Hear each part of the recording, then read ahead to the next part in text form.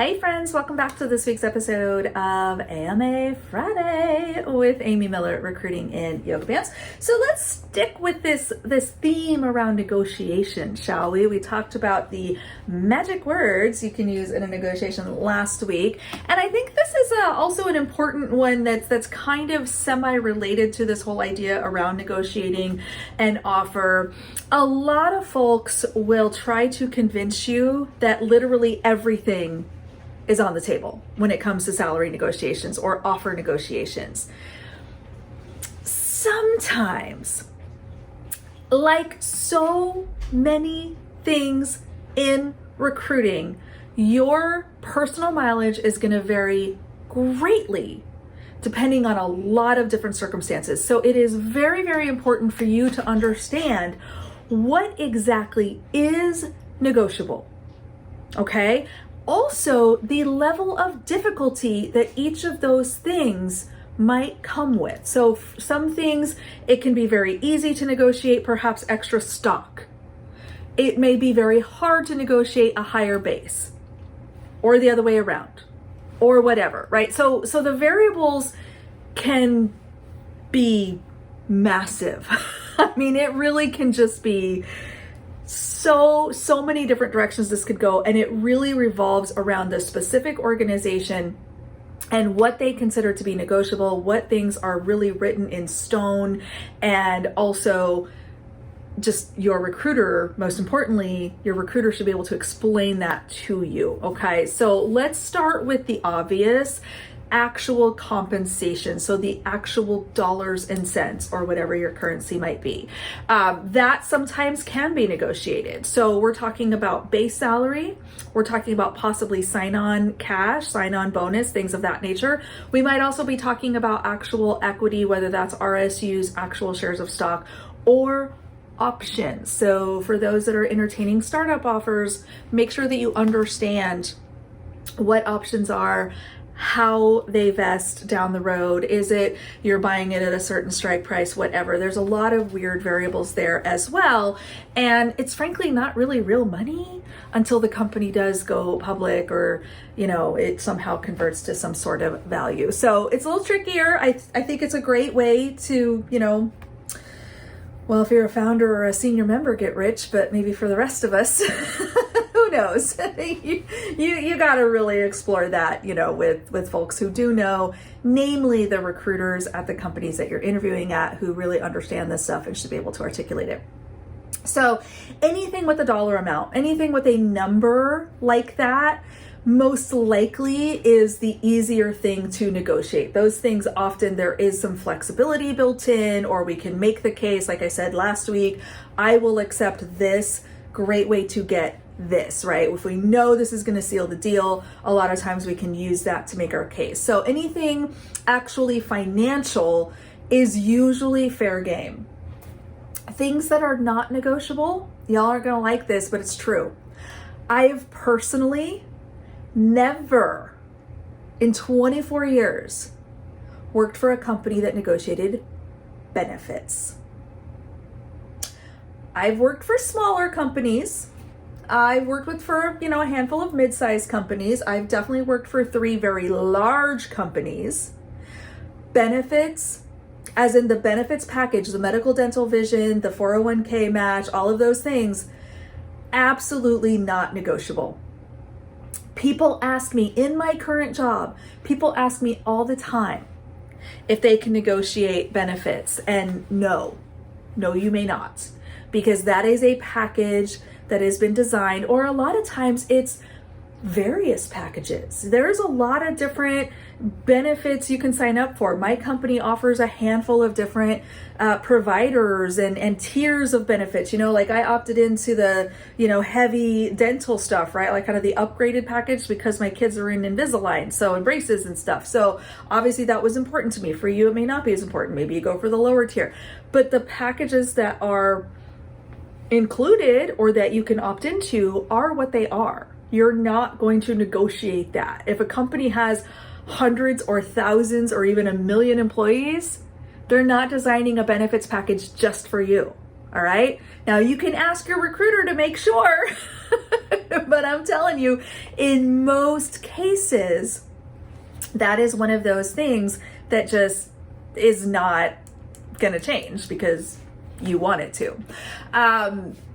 PTO is another one, right? Again, if this is part of the actual benefits package and they have developed this calendar, you earn X amount of days the first 5 years, you go up to the next tier in 6 to 10 years or whatever. I've seen different kind of modifications on that theme. Very unlikely that you are going to negotiate a different benefit package just for you. Again, this is a package or a setup that has been determined to fit the entire organization. If we start making new benefits packages for every new hire, it gets very complicated and HR doesn't like it, and it's just, you can't really track it, right? Now, what is negotiable when it comes to things like benefits, and particularly paid time off, is you can sometimes negotiate a one-off. What I mean by that is you might have an extended vacation coming up in 6 months and you're worried that you won't have, in a more traditional environment, you won't have enough PTO accrued or something like that. I have seen, not often and not every time, but I have seen on occasion, very case-by-case basis, kind of a handshake agreement between you and your manager. Like, okay, I'm going to float you some extra time, or I'm going to let you take some time off, without documenting it, right? I don't know, should I say that out loud? But I've seen these kinds of creative, handshake agreements where maybe your boss is going to give you a little extra time because of something that you've arranged before you ever accepted our offer. So those kinds of little case-by-case things are possible, but I don't want y'all walking into this negotiation with a recruiter thinking that you're just going to rework the entire benefits PTO package to suit you, because that's not how it works. Okay? So something else that is potentially negotiable, start date. Obviously, that's an easy one, frankly. If you have, and again, kind of going back to this, extended time off or whatever. I mean, I had somebody who needed to wait like 3 months before they could start because they were having, their spouse was having a baby, and they, wanted to make sure they were there for the birth and all of that. It would, awesome. Of course. Yes. We don't want you to have the stress of starting a brand new job while you're starting a brand new job as a parent. That's a lot, right? And so we agreed, yeah, please use your current company's, parental leave, take your time, do what you got to do. We're not going anywhere. We will gladly welcome you here in, 3 or 4 months or whatever it was. So we can absolutely work with you on things like that. That's very easy. Now, I say it's very easy. The hiring manager might be like, oh God, I got to cover this person for another 4 months. I got to keep this, this thing moving without them. That's fine. We will figure that out, right? That's for us to deal with. Knowing that you are coming, knowing that this role is filled is sometimes enough to keep us moving forward for a few months. So those kinds of things are fine. I don't want you to get caught up in this idea that everything is negotiable. And that's really the goal of this week, right? Is to get you thinking about how can I ask these questions? What are the specific nuances I should be mindful of? How do I, propose a package, a deal, a scenario that works best for me without driving my recruiter crazy? Because I tell you, every time somebody asks me if I could just rewrite the benefits package for them,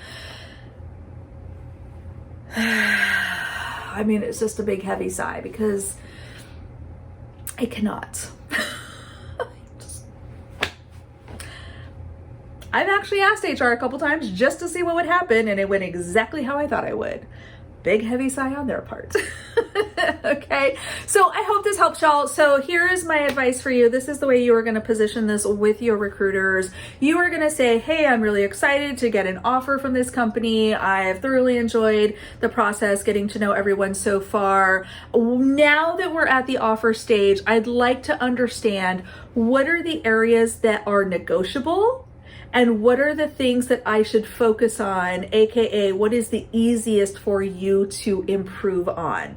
And that recruiter should be able to come back to you and say, hey, look, benefits package is what it is, PTO is what it is, here's the rest of the offer components. It's, for example, let's say it's base, sign-on bonus, and equity. I can definitely work with you on these things, and it's easiest to get you more equity, second easiest to get you more sign-on cash, and then the hardest thing for me to fix is base salary. So let's get that right out the gate. So ideally, the recruiter is being that transparent with you, is giving you that level of transparency and insight. That's what I do with my candidates, just saying. But I think it's really helpful to focus on what you can control and not waste any emotional energy trying to adjust things that are just not movable. All right, I hope that helps y'all. I will add this to the All About Money playlist. So all of your negotiation questions hopefully answered in that video series. As always, if you have other questions or something I did not cover yet on this topic, drop it down below. I read all the comments, and we will see you next week.